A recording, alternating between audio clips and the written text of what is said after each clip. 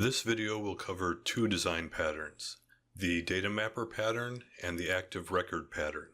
These are two slightly different ways you can have your program interact with the database. Both of these patterns are used to convert between your business objects and your database rows, either saving to the database or reading from the database. For this example, we'll use a simple customer class with three properties, ID, name, and is premium member. For the data mapper design pattern, all of your methods that interact with the database are in a separate class from your business object. So here we have the customer class, and we create a customer data mapper class that does all of the interaction with the database. We have a method here, getById, which will perform a SQL query searching for the customer with that ID, read the name and is premium member values from the database, and then create a new customer object from those values. The data mapper class will probably have other methods in it, such as save, delete, you might have insert, update, and you might have other methods depending on what your program needs.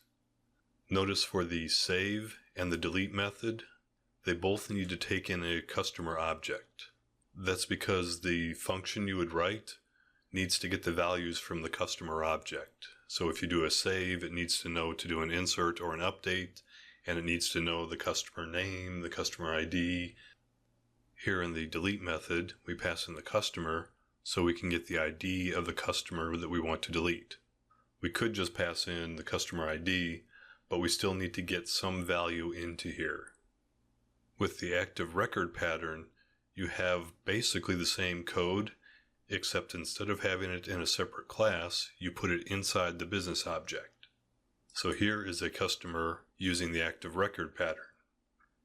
We have the same properties, the same constructor, but now all the code for interacting with the database is in the customer class. Here's the getById, the save, and the delete. The code looks basically the same. The only significant difference is that you don't need to pass in the customer object for most of these functions because you're already inside the customer object.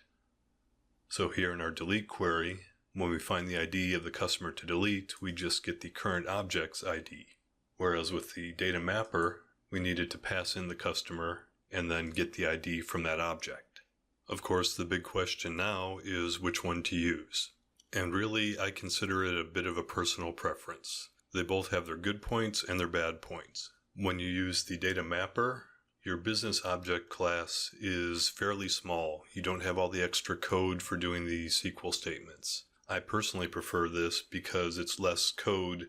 The data mapper class also seems to apply the single responsibility principle better. Your customer class is used just to hold customer information, and you have a separate class to do all of your database interaction. But a possible negative is if you add new properties to the customer class, you have to remember to go to your separate data mapper class and modify all the functions in here. When you work with the active record pattern, you don't need to worry about passing in any values, so it's a little simpler to add new properties, although you still need to make your changes to your SQL statements.